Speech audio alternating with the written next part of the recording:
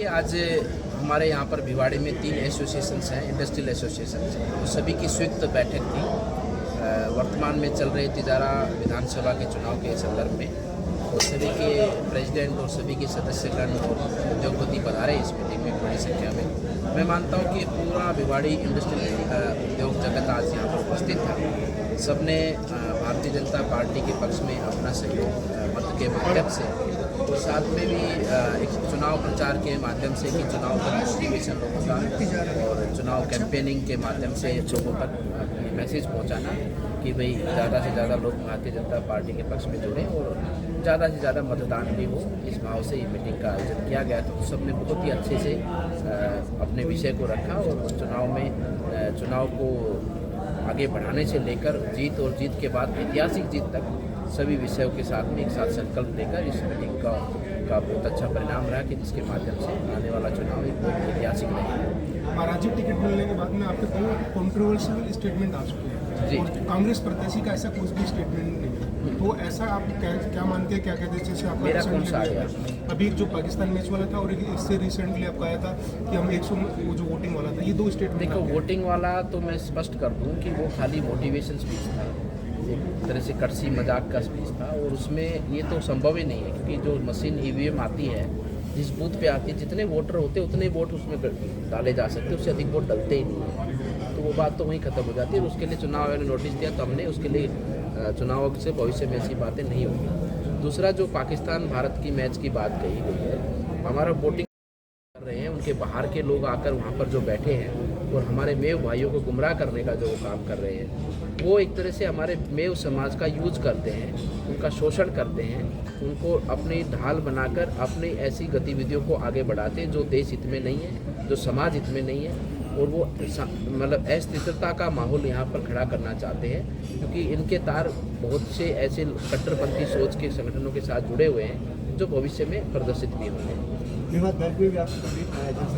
किस तरीके का माहौल नहीं, मैं जा रहा हूँ वहाँ पर, मैं मेरे भाइयों से बहुत अच्छे से निवेदन कर रहा हूँ कि मैं सेवा करने आया हूँ और मुझे बहुत खुशी होगी कि जहाँ विकास नहीं पहुँचा, जहाँ शिक्षा नहीं पहुँचती, जहाँ स्वास्थ्य नहीं पहुँचता, वहाँ स्वास्थ्य और शिक्षा और विकास पहुँचेगा। तभी हमें प्रसन्नता होगी कि हाँ, हमने अपने इस जीवन का कुछ उपयोग किया है।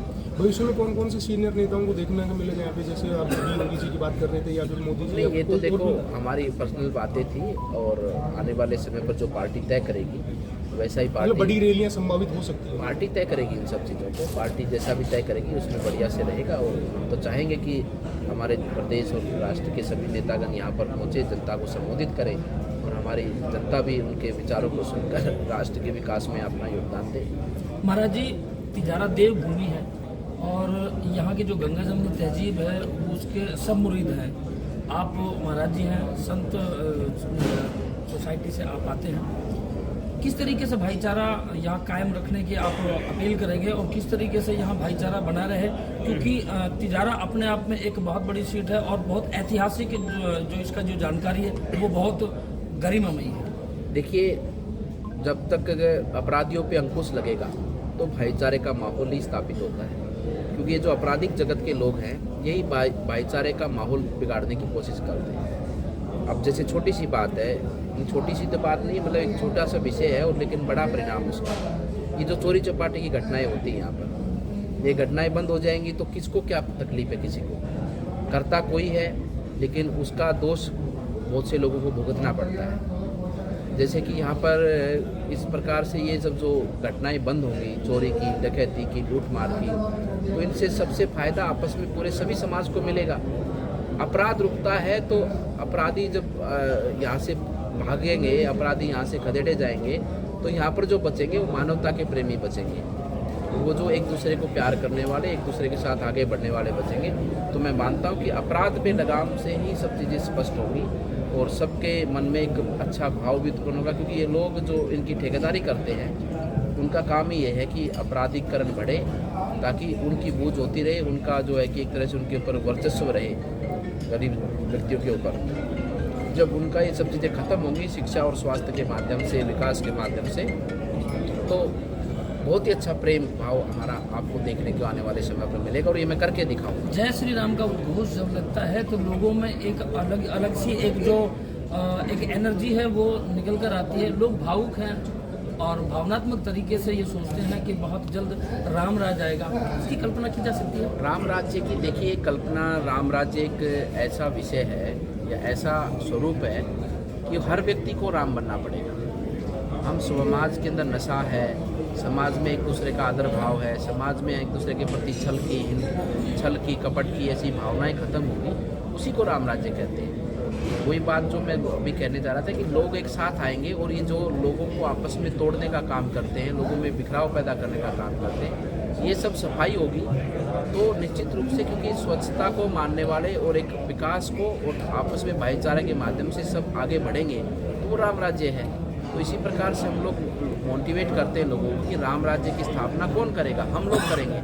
हम राम राज्य की भांति अपना कार्य करेंगे, हम जवाबदेही के साथ में अपना कार्य आगे बढ़ाएं, हम भारत सरकार के नियमों का पालन करें, हम मानवता के नियमों का पालन करें, वही सब मोटिवेशन के साथ में राम राज्य। महाराज जी आपने अपने भाषण में कहा कि इमरान खान के तार कहीं दूसरी जगह से भी जुड़े हुए हैं, अवैध फंड भी आपने जिक्र किया कि अवैध फंड आ रहा है, किन किन जगहों पर लग रहा है, इस तरह की कोई सबूत आपके पास आएंगे समय पर सब आपको दिखाएंगे।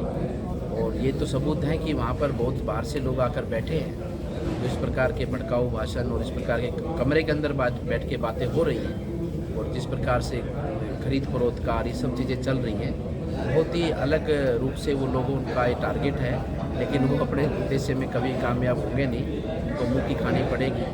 क्योंकि जो षड्यंत्र वो सब लोग रच रहे हैं, उस षड्यंत्र को हम सब लोग देख रहे हैं और बिल्कुल उस षड्यंत्र का पर्दाफाश भी होगा। चुनाव से पहले आप उनको एक्सपोज करने का काम करें? पूरी कोशिश रहेगी, पूरी कोशिश रहेगी। महंत जी, अपने भाषण में आप लगातार एक वोटिंग प्रतिशत पर चिंता जाहिर कर रहे हैं, इसके लिए विशेष क्या तैयारियां की गई है कि वोटिंग प्रतिशत हम बढ़ा सकें? देखिए, वोटिंग प्रतिशत के लिए भारत सरकार के चुनाव आयोग, इसके लिए विशेष रूप से 6 महीने से पहले कैंपेन चलाया जाता है। स्कूलों में, कॉलेजेस में, नुक्कड़ सभाओं में वोटिंग प्रतिशत बढ़ना ही चाहिए ताकि लोगों की भागीदारी हो विकास के अंदर, लोगों की भागीदारी हो सरकार के अंदर, और लोग मिलकर एक बेहतर सरकार चुनते हुए उस सरकार के साथ, सरकार की योजनाओं के साथ जुड़कर एक बेहतर विकास प्रदेश का हो पाए और लोगों को अनुभूति हो कि जो काम होने जा रहा है, जो काम होगा, उसमें हमारा योगदान है। सर, अभी तक आपका कोई मैनिफेस्टो जारी नहीं हुआ, उसको लेकर क्या कहेंगे?